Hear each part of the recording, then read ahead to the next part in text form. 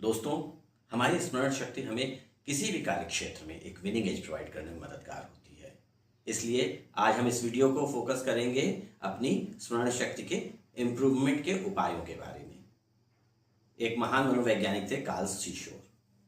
वे अक्सर अपनी इस बात पर जोर देकर के जिक्र किया करते थे कि मनुष्य अपनी मेमोरी पावर का, जो उसकी याद करने की क्षमता है, उसका सिर्फ 10% ही उपयोग कर पाते हैं, क्योंकि वे मनुष्य की जो मेमोरी प्रोसेस होती है उसका प्राकृतिक और सही तरीका नहीं जानते हैं।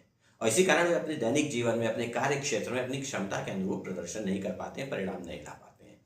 तो अगर हम इस नेचुरल लॉ ऑफ रिमेम्बरेंस को समझ लें, इसे अपने जीवन में अप्लाई कर लें, तो हम बहुत सारे सकारात्मक परिणामों को ला सकते हैं और अपनी इस क्षमता का सही तरीके से, अपनी स्मरण शक्ति का सही तरीके से उपयोग कर सकते हैं। सबसे पहले हम समझते हैं हमारा मेमोरी सिस्टम।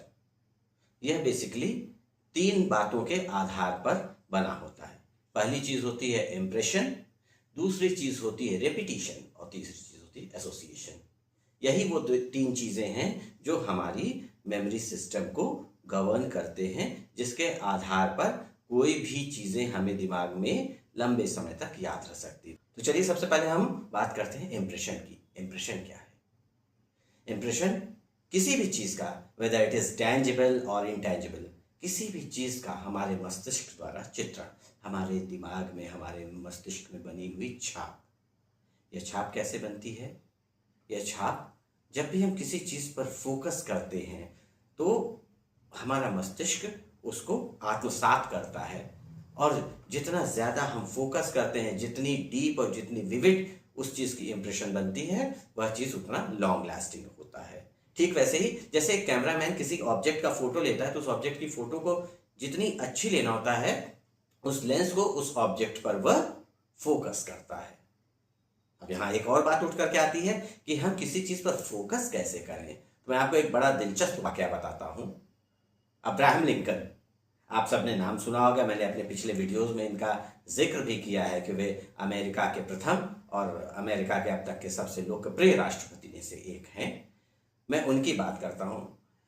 लिंकन अक्सर अपने स्पीचेस में जिन फैक्ट्स एंड फिगर्स को यूज करना होता था, तो अपने प्रिपरेटरी टाइम में वह उन्हें वर्बली बोल करके प्रिपेयर किया करते थे। एक बार वे ऐसा ही कर रहे थे, तभी उनके एक सबऑर्डिनेट ने जिज्ञासावश उनसे पूछा कि सर, आप ऐसा क्यों करते हैं? लिंकन मुस्कुराए, बोले कि जब भी हम किसी चीज को फोकस करते हैं या हमारा ब्रेन किसी भी चीज को ग्रास्प करता है, तो वह हमारे सेंस ऑर्गन के माध्यम से ही करता है। ऐसे में अगर हम उसे ज्यादा से ज्यादा ग्रास्प करने के लिए कोशिश करें, तो उसके लिए हमें अपने ज्यादा से ज्यादा सेंस ऑर्गन्स को उस कार्य में इन्वॉल्व करना होगा। तो जब हम सिर्फ देख करके मन में पढ़ते हैं, तो हमारी सिर्फ आंखें इन्वॉल्व होती हैं, जो कि एक सेंस ऑर्गन है। लेकिन जब उसे हम पढ़ करके तैयार करते हैं, तो हमारी आंखों के साथ साथ हमारा कान, जो कि हमारा दूसरा सेंस ऑर्गन है, वह भी इन्वॉल्व हो जा रहा है।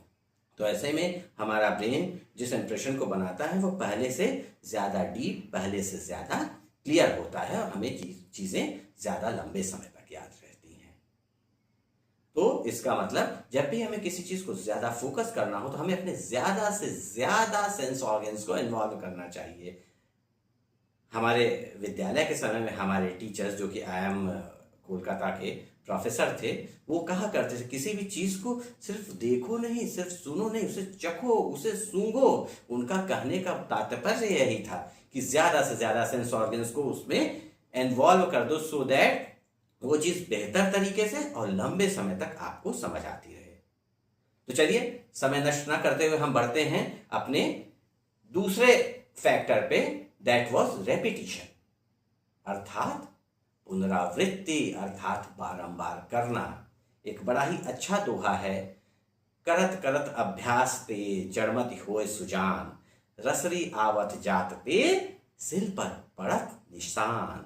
अर्थात हम जितना अभ्यास करेंगे, उतना हम उस चीज में पारंगत होंगे, उतना हम उस चीज में निपुण होंगे, उतना ही हम उस चीज पे दक्ष होते जाएंगे।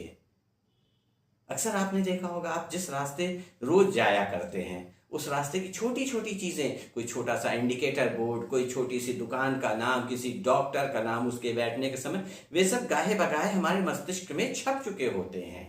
कारण सिर्फ और सिर्फ यह कि हम उस चीज को रिपीट कर रहे हैं, हम उस रास्ते को रिपीट कर रहे हैं रोज रोज, जिसकी वजह से वो चीजें बारंबार हमें दिख रही हैं और हमारे अनजाने में भी वह हमारे मस्तिष्क पे कैद होती जा रही है। हमारा मस्तिष्क उनकी पिक्चर्स बना करके रखता जा रहा है। इसलिए रेपिटिशन भी एक बहुत अच्छा माध्यम है हमें चीजों को लंबे समय तक याद रखने के लिए, उसे अपने मेमोरी में फीड करने के लिए।